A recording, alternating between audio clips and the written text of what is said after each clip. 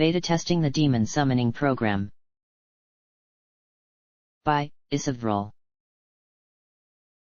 Category: Megami Tensei. Genre: fantasy/sci-fi. Year: 2018. Words: 103,672. Rating: T. Status: complete. Summary: being the first tester of a revolutionary program has its benefits. You get updates sooner than others and have a connection to the mysterious super genius behind it. But it also has its drawbacks. You're often the first to experience glitches, poor controls, and awful design choices. Novelization of SMTI. Episode 1, The Last Taste of Normalcy. A/N. This story contains incidents of sexual harassment, violence, and human sacrifice. I am not following the game's structure strictly, as a number of bosses and events are changed around to make it work better as a written adaptation. Also, this is bound to have inaccuracies with demon fusion and due to my main resource being the fan translation. I still hope it's an interesting story that you readers will enjoy. This came out of a discussion I was having about my fanfic projects for NaNoWriMo 2017. As I said then, of the mainline Shin Megami Tensei games, 2, Nocturne, and 4 Apocalypse have wonderfully interesting character concepts for their protagonists. And the world of 4 presents an awesome sandbox to play with. Shin Megami Tensei 1, well, it may be better explained in a manual or art book somewhere, but it's about a blank slate protagonist who gets a free program to summon demons. The plot's something of a mess to follow and, as someone else said about another game, is a sort of and then something else blew up progression. But I've worked with vague and jumbled video game plotlines before, and there is some potential. As a result of thinking over that, this story resulted. Chapter 1, The Last Taste of Normalcy. LCP3. Bonus lecture. I want to be done with these legal classes so I can focus on forensic studies, Sci.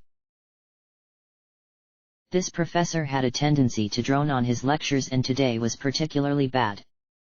Although it was midterms week, he had insisted on providing a little preview of the next class session. About half the students were napping or nearly napping.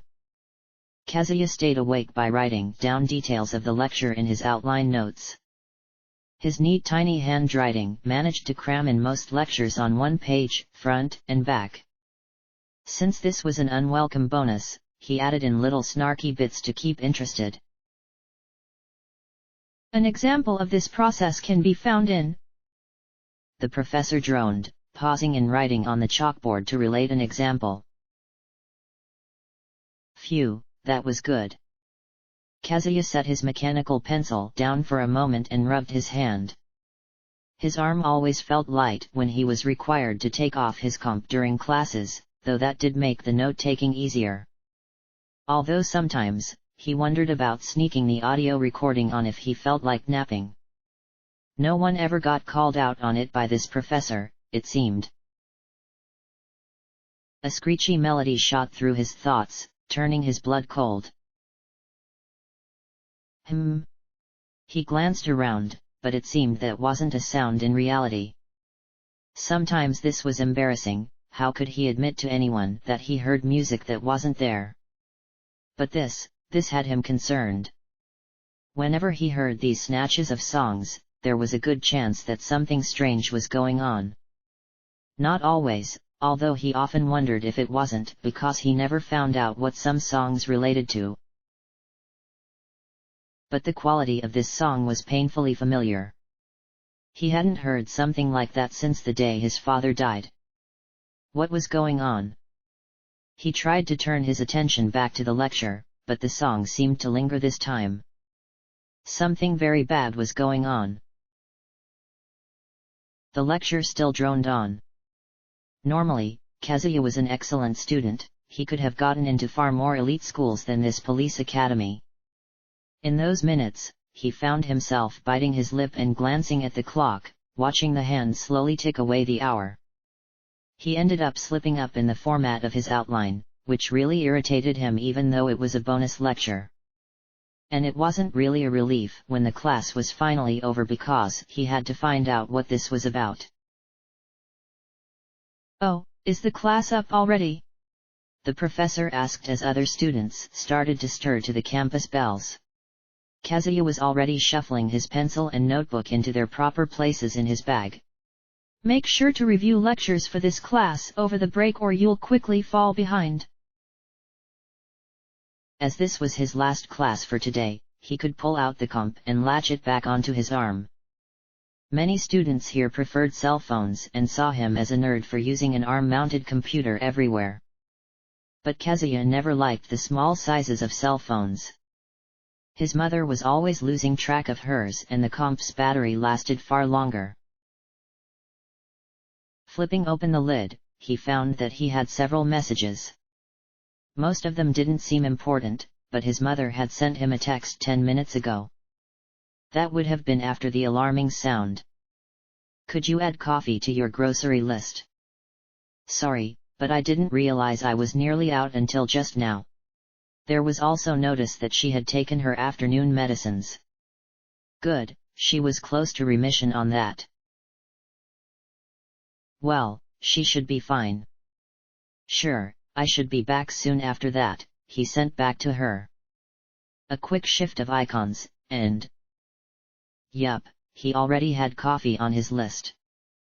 It never hurt to make certain after his mom sent him messages like this. Then, what about Yuka? Kazuya hadn't seen her for a few days, which wasn't great but she seemed busy with work. Come to think of it, he hadn't heard from her either. Concerned for her now, he dialed her cell from his address list, then took the headset off the comp to attach to his right ear. Then he picked up his bag and headed out. By the time it got to the fourth ring, he was starting to sweat. Was she okay? Then there was a click. "Kazuya!" she hissed. Before he could ask her what was up, she added, "Talk cute with me." He opted to take the stairs down since the elevators had bad reception. "Don't we always, Yuka?" he said, trying to be upbeat. "Well yeah," she said, light-hearted too, although she seemed to be faking it. Then she whispered, "I'll explain later, just keep it normal now." Normal but cute, huh?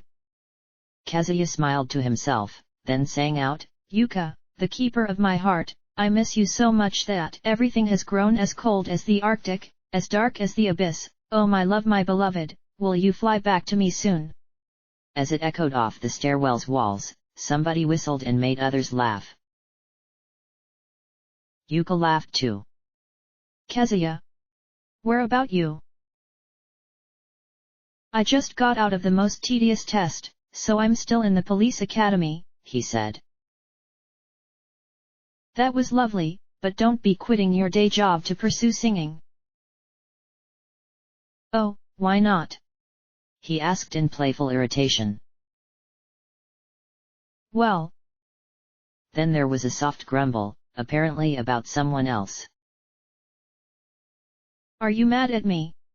he asked, acting worried, which he was, but not like that. "Sorry, did I call during work again?" He should really get around to adding her work schedule to his daily planner, but she kept avoiding the issue. No, I was talking to somebody earlier and they were a real headache. Sorry if it seemed like I snapped at you at first.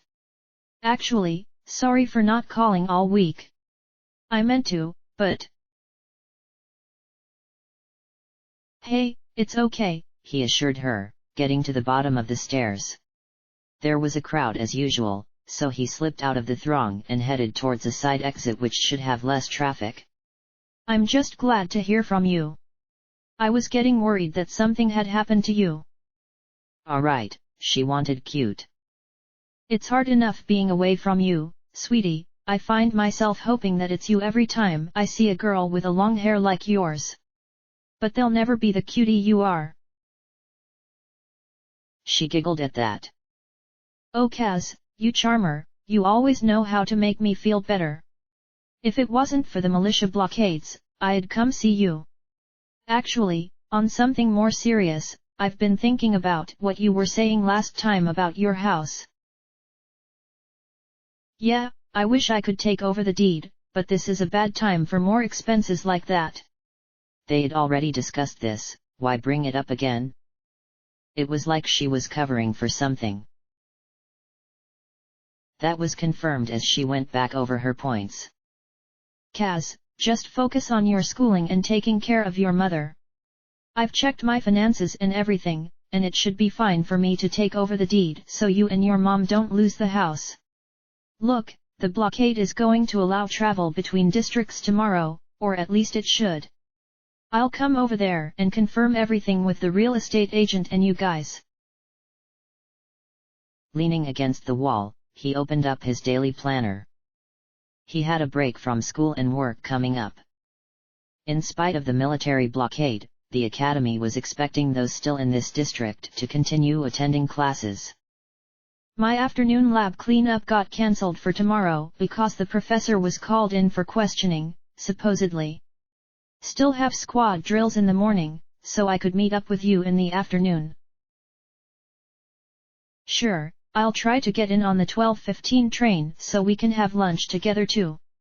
Do you think you can ask your mom to make those chicken crepes again? Those were really good. Kaz smiled at that. Sure thing. He opened up the grocery list again to add a rotisserie chicken to the list. That would be handy to pick up anyhow if this blockade was going to last much longer.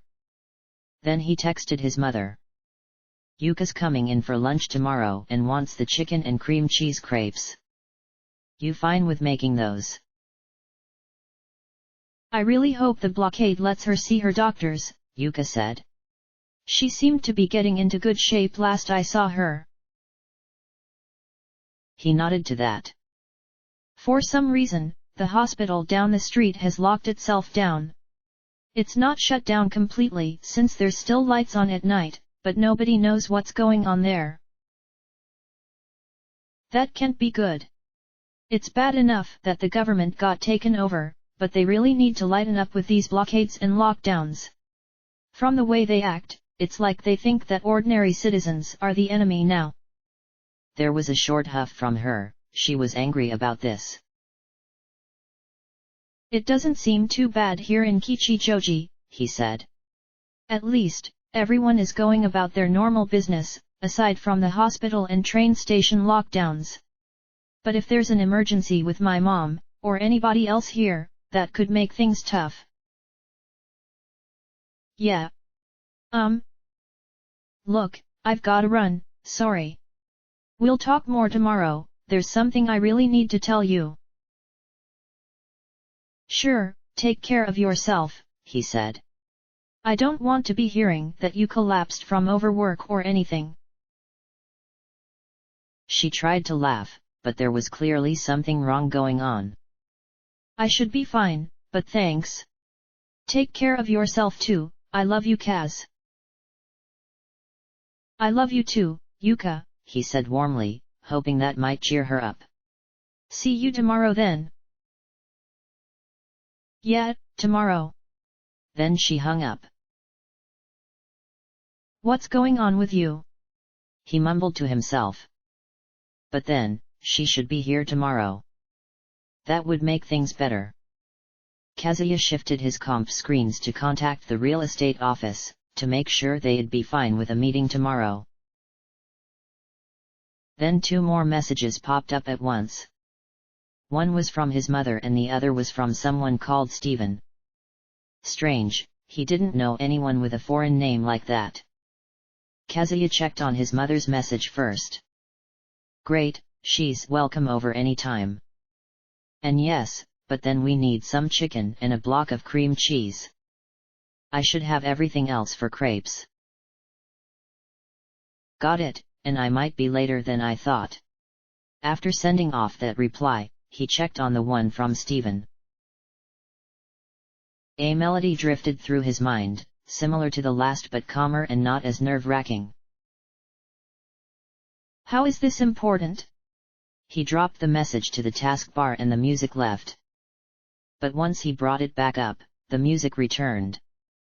That was not normal, even for his audibility, or whatever this was. The message itself was just as weird. From Stephen. To everyone who accesses this network. Humanity is currently in grave danger. Demons of legend and myth have awoken from their long slumber. If nothing is done soon, humanity will be overcome by their menace. But I have devised the means for people to defend themselves by using the demon's own power against them.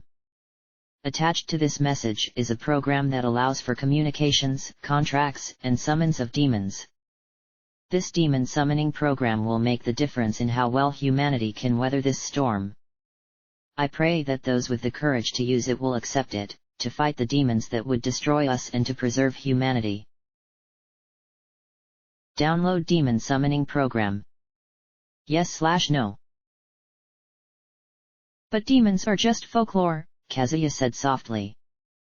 There was a good chance this was some kind of malware, or a forcefully promoted game that would send silent charges to bank accounts. While all those reasons made sense, something did not make sense. The music. The music only entered his head when something major was happening, when something changed. On occasion, he did get these long strands when he had to make big decisions, like when he had decided to join this police academy. He had been unsure of what school to pick, and then the music was there when he was holding the brochure. There was something about this program that would change his life. It would make sense to say no. But, Kazuya's hand wavered over the touch screen before he decided on yes. He had the space in his comp for this, even as a large program. By the progress bar, this would take some time. He dropped the task window to contact the real estate agent. This call didn't take nearly as long as the last. He was heading out the door now that most of his fellow students had left. After the office's secretary confirmed his identity, he said, "I'd like to meet with an agent about the status of my home's deed." "Oh, I was going to call you about that, actually," the secretary said, shuffling some papers in the background. "We've had an offer come through from Yuka to take over the deed, as you both were planning on getting married this winter." Covering over his surprise that she had already done that, he said, "Yeah, that's true. We've got a marriage license set up already, so..." "Yes, she sent us a copy of it and all the other paperwork required. It's all in good order, so all we need now is an acceptance from you in place of your mother. Do you mind an electronic application, since you've called me on a comp?" "No, that'll work out just fine," Kazuya said. "All right, I'm sending it over." When the signature application popped up on the screen, he pressed the wrist part of the computer mount to let it confirm his identity again. Then he just needed to use the stylus to sign his name in the slot. There had been so many of these forms to fill out lately, between the academy, the doctors, the real estate, and the marriage preparations. "Got it, sending it back." "Thank you, sir. And congratulations on your engagement. I hope it all goes well." Even with all that was going on, he still smiled at that. "Thanks. I'm glad we could get this business sorted out now. That should be it, but we might drop by the office tomorrow afternoon if there's still things to discuss." "No problem, your agent, she should be open after 1:30. There's been a lot of the governmental forms to adjust to the coup's demands, though, so you might have to wait." That's fine. Thanks again. The program was still downloading, so he shut the lid once the call disconnected and set the headpiece back in its slot. Of course, it wasn't long that he had been walking down the street that he double-checked what he had to do still.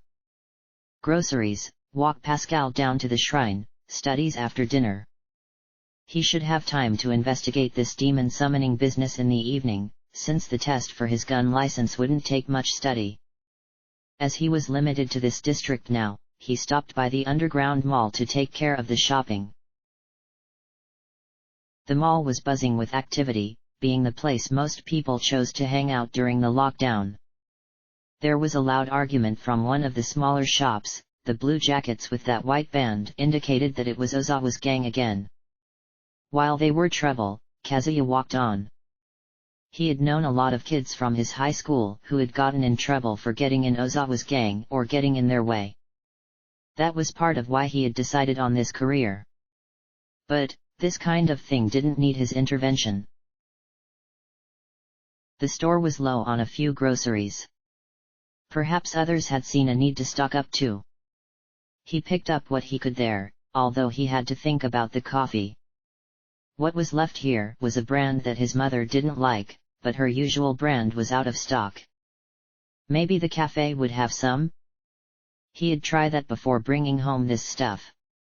While waiting on the cashier, he checked the list again, marking off what he had gotten. That left the coffee, dog food, and cat food to get. Hey Kazuya, the cashier said with a smile. How's your mother doing? She's doing fine, might even be in remission, he said. That's great, I hope she is. She's one of those folks that you miss once you realize you haven't seen them around in a while, quite a cheerful presence. He nodded. Yeah. Hey, you have any Azken coffee in back? The cashier thought for a moment. No, I don't think so. It's an import, you know, and Goto and his men are supreme nationalists. I heard they might even try going back to isolationism. Can we really do that in this age with computers and all? Kazuya asked. That stinks. Yeah, sorry man. We might get some more in 4 days, but I can't say for sure. Hey, but the cafe down the hall might still keep some in stock. Don't know about the specific brand, but the owner keeps a large selection. Yeah, I was going to check there. Thanks anyhow. Now the pet food items.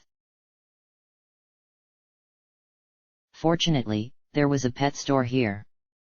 They were mostly focused on birds, since they and hermit crabs were the only actual pets in here. Kazuya waggled his fingers at the cockatiels, making them whistle and triggering a chorus of coos, caws, and chirps. Chuckling to himself, he went over to where the food was stocked. If he had his bike, he might consider grabbing a larger bag of dog chow just in case. As it was, he picked up the usual ones and headed out. The cashier here was a girl he didn't recognize. Oh, you've got a dog and cat? She asked as she sorted out his change. Not exactly, he said. The dog is mine, but the cat is the one who keeps mice out of the old shrine down in Inagashira Park. There's been nobody taking care of the shrine for a while, and the blockade stopped the person who was supposed to come in this week. I've been making sure the cat's taken care of, since she has an important duty. Ah, well thanks for thinking about a lonely shrine kitty, she said. Bye now, have a good day.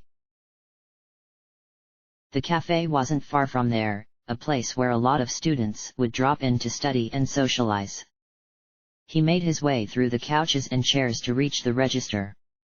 They had their bagged ground coffees in a cabinet out here, so. No Azken, unfortunately. Maybe an import ban had struck the brand? Except some of the other coffees here were also imports. While they didn't have his mom's preferred brand, they did have some nice ones out here. More expense, though, and he had to watch his finances. It was for his mom, though. Making her happy would be worth an indulgence. He picked out a specialty dark roast they both loved, then took it to the register to purchase. Kazuya checked on the progress of the demon summoning program. It was completely downloaded and now had to be installed. Little of it seemed familiar, and that man's name was on the information window. Perhaps this was some individual's pet project? The antivirus and anti-malware programs on his comp hadn't found any issues with it, so he set it to install. That was going to take more time. Someone touched him below his waist in an awfully intimate way. "Hello, are you the one I've been looking for?" As he brushed off the arm, he found himself looking at a very attractive woman. Something about her made him think that she would make for an appealing underwear model, or something less modest than that. She certainly wasn't someone he had just run into in this mall ordinarily. Before his imagination got the better of him, he reminded himself of what he had. "Probably not, please don't do that." "But I have a feeling that you are," she said with a beauty queen's smile. "You wouldn't happen to be Kazuya, would you?" "Yes, but you might have the wrong Kazuya," he replied. Although he had asked her not to, she still grabbed hold of his upper arm. "I think not with that handsome face. I'm Yuriko, and I've been waiting for you. Wouldn't you like to come somewhere more private to talk with me?" She tightened her grip, not about to let go. What should he do? His mind blanked briefly and his face got warm with embarrassment. Why was she doing this? After a moment, he recalled some of the self-defense he had learned early on in the academy and shifted away so he could pry her hand off. "No, please don't bother me again." "What's with this koi spectacle?" Yuriko said, although she was the one making it a spectacle. Then she whispered, teasing him, "Do you really want to make yourself seem less of a man for turning down a woman's affections?" "Ha, get a room you two," someone said while passing them by, giving a snicker. Yuriko's eyes seemed to gleam at that. "I want you to let me go and keep to yourself," Kazuya said, trying to act confident when he didn't feel in control of this. "I'm engaged to someone else, so stop doing this." "Does that really matter?" she said, changing her posture to where he caught a glimpse of the cleavage beneath the dark blue jacket she wore. He looked away.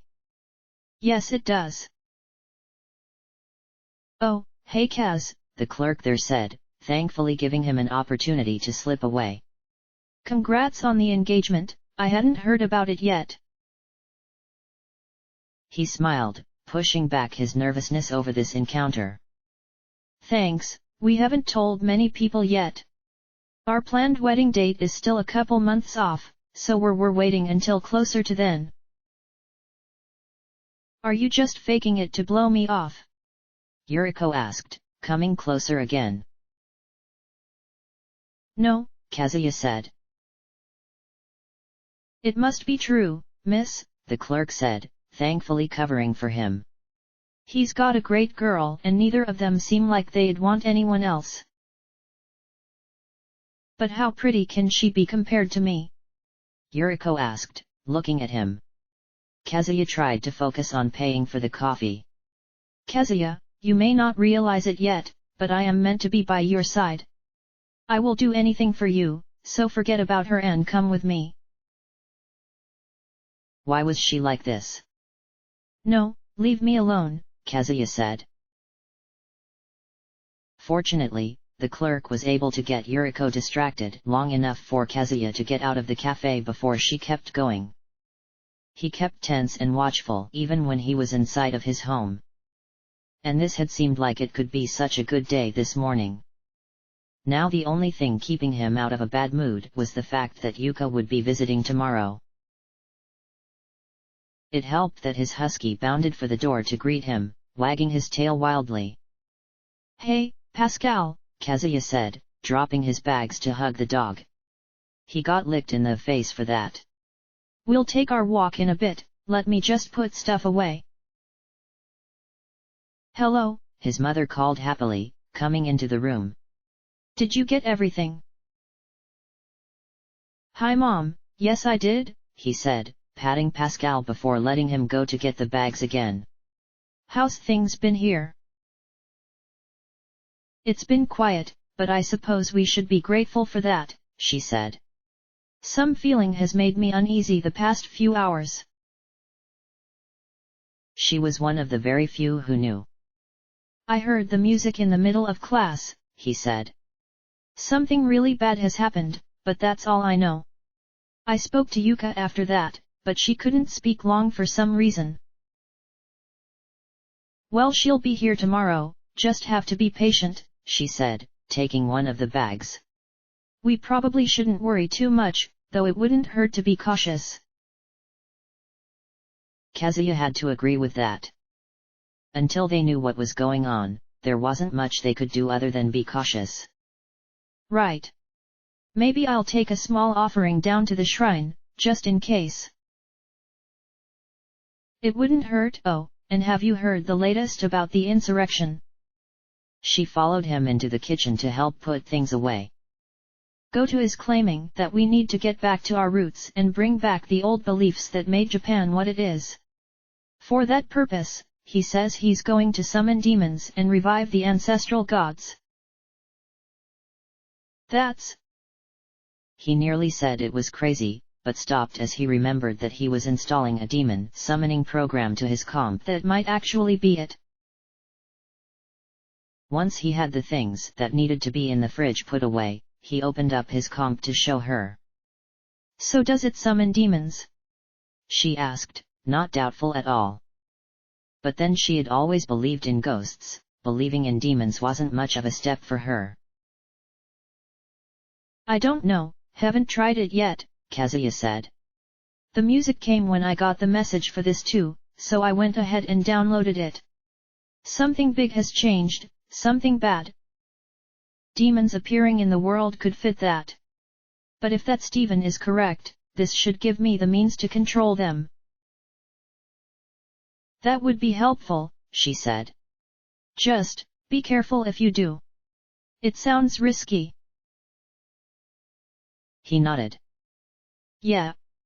And who knows, maybe it'll give me a boost when on duty. His mom had some preparations for dinner already going, so he left her to that while he went to take Pascal on a walk. It seemed like an ordinary afternoon out here, something that felt strange today. His neighbor Yuka, a high school girl rather than the early 20s woman his Yuka was outside of her house. A fellow high school boy was out there chatting with her. The other day, the doctor who lived there had mentioned that his daughter was dating someone, but not much on who. Kazuya left them to their talking, they hadn't noticed him anyhow. Further down the street, some of the younger punks were skateboarding in the road. There was an awful lot of gang activity happening around here, with Ozawa's group being the loudest voice.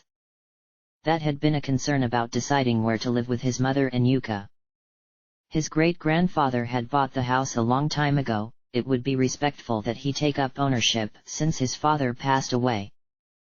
But then, he had been not old enough at that time, and now financial problems forced them to allow Yuka to take ownership.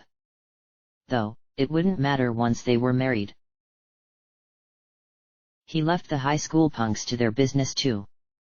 Normally he had warned them off the road because there was still traffic at this time of day, more once people started coming back from work. But if this hunch about demons was real, they might not get much longer to be outside peacefully. At least he had Pascal, a retired police dog. Although, would even a trained dog help much against demons? Using demons against demons made some sense after all. Closer to the park, things grew quieter. This was an old section of town, with buildings even older than his house. A few had already been lost to progress and real estate speculators.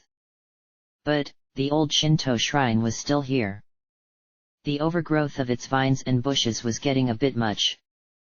Kazuya had been thinking about clearing that away, just to keep this place looking decent. As his eyes skimmed over the familiar place, he spotted something, well, new. It looked like there was a path of hedges that wasn't there before, with another shrine-like building beyond it. When did that go up? He murmured to himself. He had been coming here every day and a project like that couldn't be kept secret. Meow. A calico cat emerged from the small interior of the old shrine, her tail held high. Kazuya smiled at her, putting the mystery shrine out of mind for the moment. Hey there, Nan. Looking down also showed a pair of displayed dead mice. She tended to set them in different spots on different days, as if proof that her work was continual. You're keeping this place well. Ready for some food? He let go of Pascal's leash for this. Technically, he wasn't supposed to do that by the neighborhood rules concerning dogs. But, Pascal was a good dog, well trained. He wouldn't go far. Kazuya got the bag of cat kibble from his bag and placed some in her bowl. As this place didn't have running water, he also had to bring some water from home to rinse out her water bowl and refill it. He didn't mind the effort, she was a good cat, much like Pascal. A tone went off in his head, right before there was a hiss from Nan and a bark from Pascal. Nan and Pascal were used to each other, they even played a bit some days. Then this was. A beep came from his comp as well, a sound he wasn't used to. Kazuya looked over and saw a strange violet-skinned creature reach a bony long arm out to Nan's food dish. Of course, Nan was having none of that and smacked the hand away from her kibble. The pot-bellied creature whimpered and pulled back, but kept its eyes on the food. Nearby, Pascal was growling, but holding off on attacking while the creature wasn't. There was also an uncertainty to his ears, he didn't know what it was. Agaki, Kazuya said quietly, then opened up his comp. The demon summoning program was active now, and while the colors were bad and barely readable, it confirmed that he was in the presence of two demons, a Gaki and a Nikomata. Wait, that latter one. He glanced back at Nan. Somehow, he had missed that the end of her tail was now forked, she looked like an ordinary calico cat otherwise. The program was now running dialogue from the demons. Away you, scram, the Nikomata. Nan said. Hungry, smell nice, the Gaki said. Bow wow. That was from Pascal, who clearly couldn't be a demon. There was a menu to attempt communicating with the demons. Did it have headset capabilities? The interface was sluggish, but he found headset options and activated that. He got out the headset to attach to his ear. There was a hissing, but a computerized voice came from it. Please. According to the screen, this was the Gaki. Somehow, he had activated a mood option, which said that the Gaki was nervous and weak. Hey, don't bother Nan while she's eating, Kazuya said into the headset. The mood option interpreted him as being lightly scolding. Both the Gaki and Nan looked up to him in surprise. Even Pascal stopped growling and pricked his ears up towards him. So, maybe this did have some effect on animals too. But, food, the Gaki said, hungry. It wasn't near Sigaki Day, but these were tormented souls who could never fulfill their hunger themselves. Here, I can give you some kibble for yourself, Kazuya said, opening the bag up to grab a small handful. He then crouched down and set the kibble on the broken sidewalk between them. Even if it was just a Gaki, he was still wary of getting his fingers too close to it. Food. The Gaki crawled over, reached out, paused a moment to look up at him. Kazuya nodded, so it began greedily eating the kibble. Good, leave me to my eating, Nan said, then settled back over her dish. Once the gaki was done, it rubbed its mouth with the back of its hand, something cracked, like a knuckle being put back in place. Nice person, nice, it said, contented. You summoner. Apparently, so, Kazuya said, still working through the menus. Ah, there was the e-manual, not exactly in an intuitive place. That didn't help when there were so many menus here. Was there an option to change the color scheme? That was rather hideous in his opinion. Must thank you, work for you. The gaki offered. The program popped up a message asking if he wanted to form a contract with this demon. A gaki couldn't offer much, but it'd be a start. Sure, let me figure this out first, Kazuya said, telling it to accept the offer of contract. Some numbers were highlighted, available mag versus required mag. But it seemed the gaki required very little mag, whatever that was. Digital lines appeared around the gaki, it tried to touch one right before it vanished. The program claimed that the contract was successfully made. He sat down on the sidewalk to work this out. The manual had instructions that made some sense of things. Mag stood for magnetite, something that was required for demons, like a food resource. If a summoner was out of mag, the demons under their command would lose health until they passed out. The program didn't explain what magnetite actually was, but he seemed to have a good stock already. Maybe it was the battery power of his comp? After reading the manual, he found out how to actually summon the gaki. It was as simple as pressing a button on the touch screen.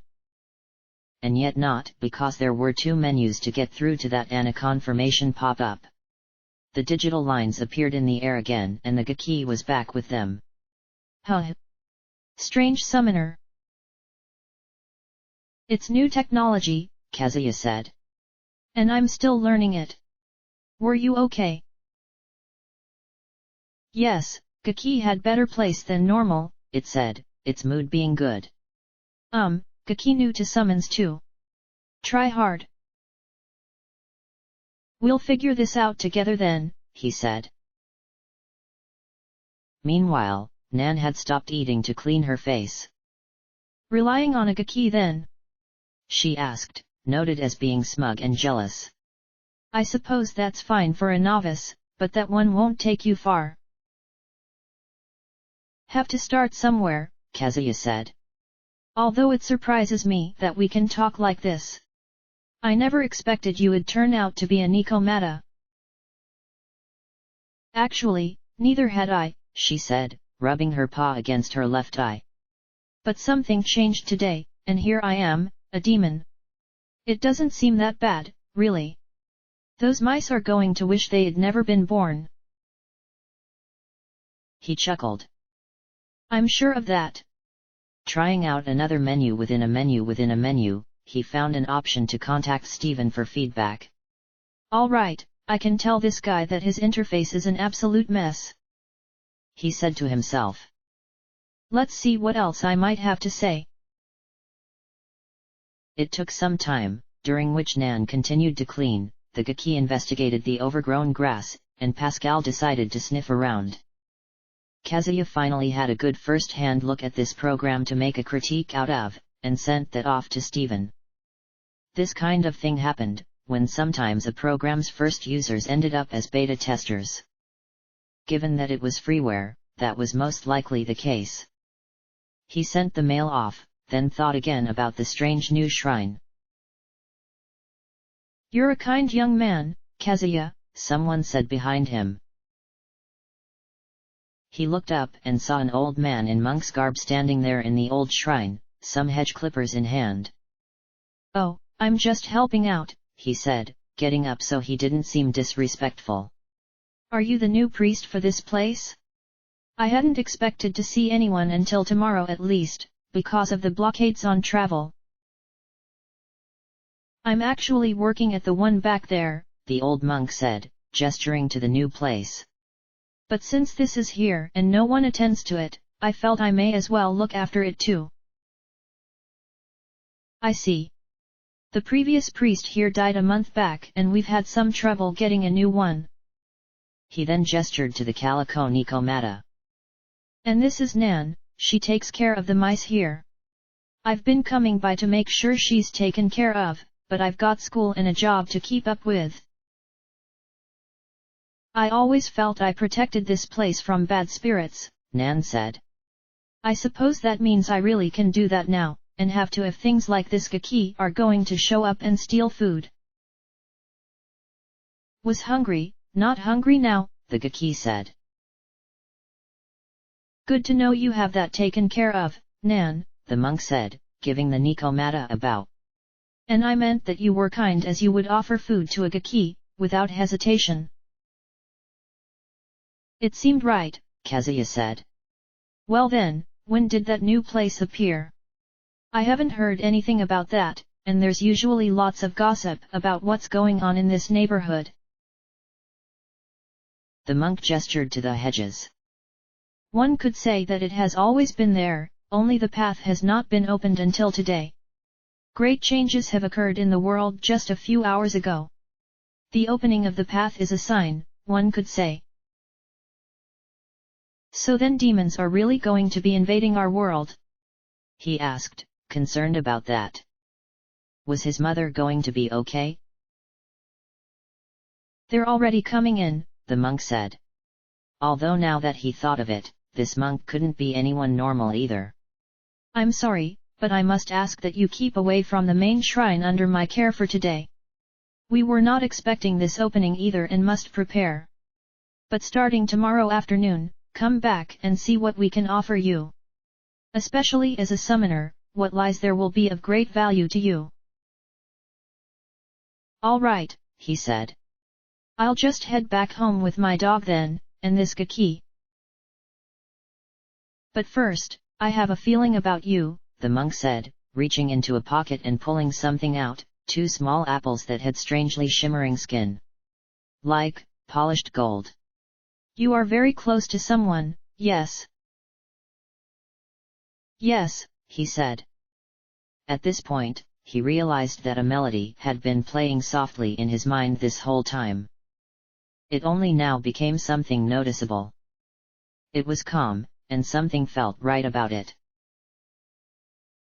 Times ahead will be turbulent, the monk warned. Especially for you, you've already been noticed. This world has been in a good state of balance for many years, enough that the shrine back there was able to remain hidden. But the forces of law and chaos will be quick to take advantage of what has occurred today. The world's balance is already slipping, which could lead to war and tyranny. Would you like to have influence over what the future may bring? Someone kind like you could bring the world back in balance, back to peace for humanity. This was a day that was radically changing his whole life, that was unquestionable. At the same time, the answer he wanted to give felt unquestionable too. Yes, if I could keep this demonic invasion from harming others, I'd like to do something about it. The old monk smiled. Good, then take these. Should you eat one yourself, you will be marked as a special soul. People will listen to you, and believe you more easily. It will bring you many trials. Thus, should you give the other to your beloved to eat, she will be able to help and support you in these times. It may even save her soul's fate in time. He didn't want to put Yuka in danger. But then again, she would be able to take care of herself. All right, thank you. I'll see you tomorrow then, the monk said, then turned his attention to trimming the sprawling vines around this shrine. Will you still visit me, Kazuya? Nan asked, stopping her cleaning to look up at him. Sure, I'd like that, he said, reaching down to scratch her head before heading back. Good, she said, purring. As he didn't want to startle others, he recalled the Gaki, so it was just him and Pascal walking back home. He didn't see any more demons along the way. But, it felt like things had already changed. He set one apple in his bag, then ate the other one before he got back. It was crisp and sweet, some delicately fragrant juice coming from the flesh. While it was one of the better apples he had tasted, he didn't notice anything particularly special beyond the oddly golden skin. The evening went by as usual, Pascal keeping him company while he worked on schoolwork. But as he was getting ready for bed, his comp on the table gave him an alert that he had a new message.